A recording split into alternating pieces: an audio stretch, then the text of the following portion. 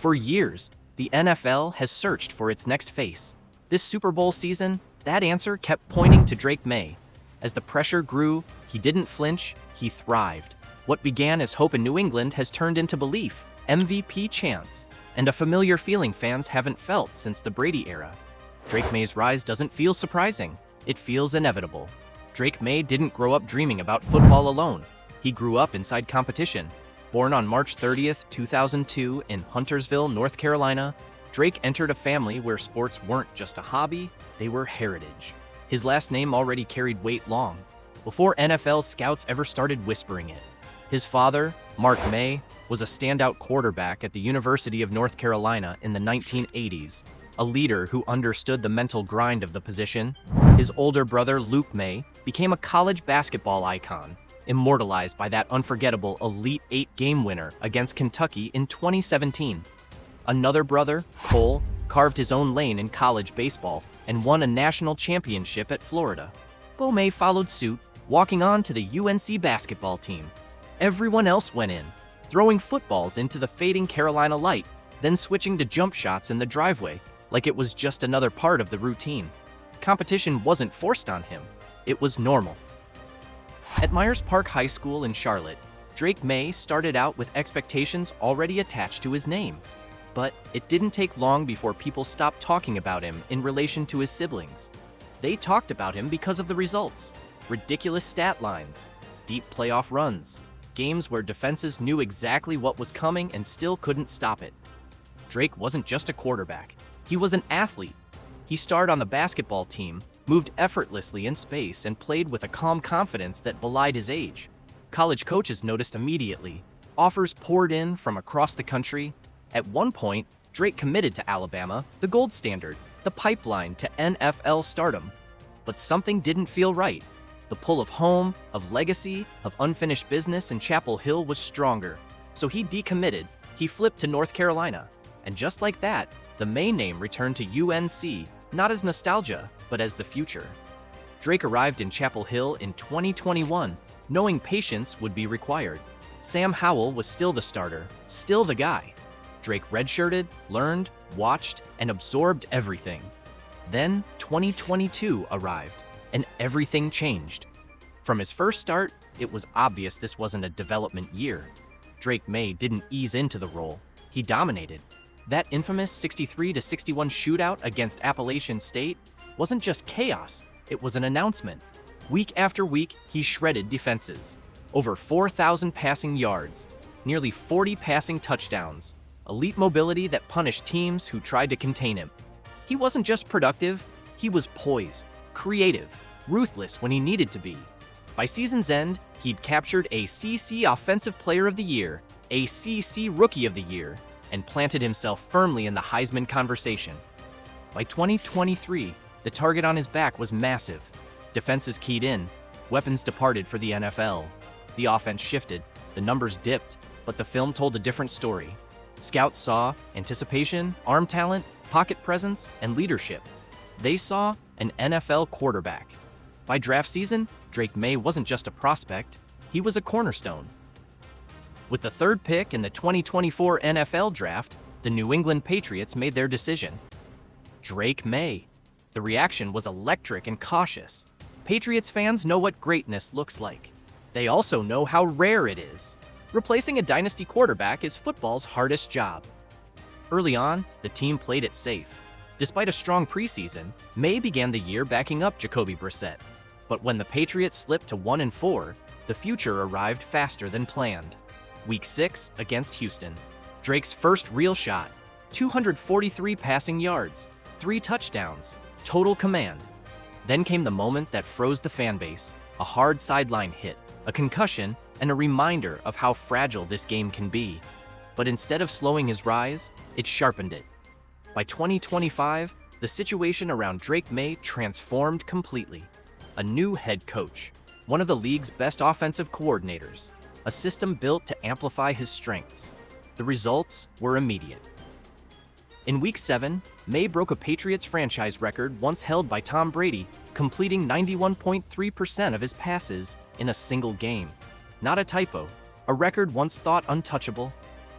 Then came November, Upset wins over the Buccaneers, then the Bills, the presumed kings of the AFC East. As Maye walked off the field after another statement win, the stadium erupted. MVP, not whispers, chants. That's when it hit everyone watching. This wasn't just development anymore. This was a quarterback arriving, and suddenly, New England wasn't rebuilding. They were chasing something bigger. Through every stage of his rise, one constant remained: Ann Michael Hudson.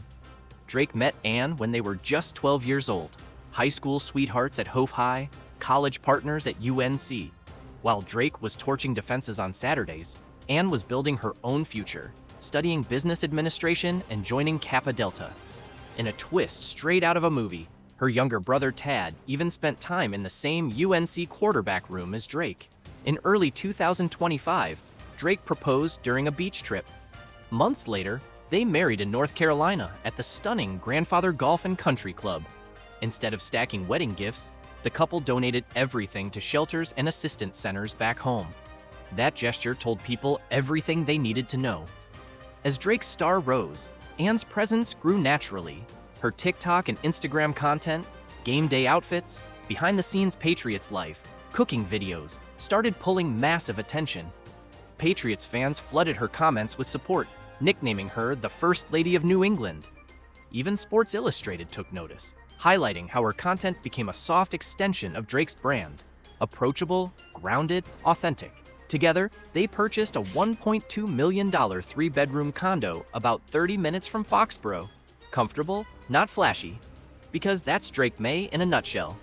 Despite approaching $30 million in career earnings, Drake Maye's lifestyle feels almost intentionally low-key, especially in a league where rookies often announce their arrival with exotic cars, designer wardrobes, and sprawling mansions.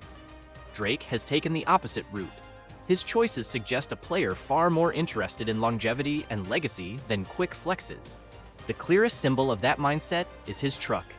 While many quarterbacks upgrade their garage the moment their signing bonus hits, Drake still drives the same Toyota Tundra his parents gave him back in high school. It's not an accident or a sentimental oversight, it's a conscious decision. To Drake, the truck represents consistency, humility, and a reminder of where the journey started before cameras and contracts entered the picture. That doesn't mean he lacks taste or awareness of image. On draft night, he stepped out in UNC Retro Jordan 1s, valued at around $2,800, instantly becoming one of the most talked about fits of the night. The shoes weren't just expensive, they were symbolic. Carolina blue, a nod to family, college roots, and the path that brought him to the NFL. Drake doesn't buy loud things, he buys meaningful ones. Off the field, his biggest indulgence isn't luxury, it's golf. During the offseason, Drake is just as likely to be spotted on a tee box as in a training facility. Golf gives him competition without chaos, focus without noise. It mirrors how he approaches life: patient, deliberate, quietly intense. In a league full of flash, Drake Maye's lifestyle sends a clear message: he's building something that lasts. For Drake Maye, trust isn't built through proximity to fame, it's built through shared history. His inner circle reflects that philosophy perfectly. At the center is Sam Howell, his former UNC teammate and longtime friend. Their relationship goes beyond football rivalry or draft comparisons. They trained together, shared quarterback rooms, navigated pressure, and still talk and work out like brothers. In an NFL world driven by competition, their bond is rooted in mutual respect. Then there's Mason Rudolph, a connection that runs even deeper than Drake's own career. Their fathers played together at UNC, meaning Drake grew up around Mason long before the NFL ever became real. That kind of familiarity breeds comfort, and having someone who understands both the league and your family history is rare at this level. Perhaps the most surprising name in Drake's circle is Josh Allen. The two connected through shared representation, but the relationship quickly became genuine. Allen, one of the league's most physically dominant quarterbacks, has quietly offered mentorship, perspective, and insight, something invaluable for a young QB stepping into massive expectations. Inside the Patriots locker room, Drake's closest bond is with rookie left tackle Will Campbell. Their chemistry extends beyond protection schemes. Celtics courtside appearances, casual city nights, shared routines. Drake has also taken in Bruins games with former wide receiver Jalen Polk, further embedding himself into Boston culture. There's a moment when an athlete crosses an invisible line, when highlights turn into memes, interviews become sound bites, and TikTok creators start pulling them into trending clips without permission. Drake Maye crossed that line this season. That's when you know it's real. Drake has officially entered his main character era, where everything he does, on or off the field, feels like part of a larger storyline. Slow-motion tunnel walks, crowd shots syncing perfectly with commentary, fans chanting MVP. Even casual moments suddenly feel cinematic. But what makes Drake different is his detachment from the noise.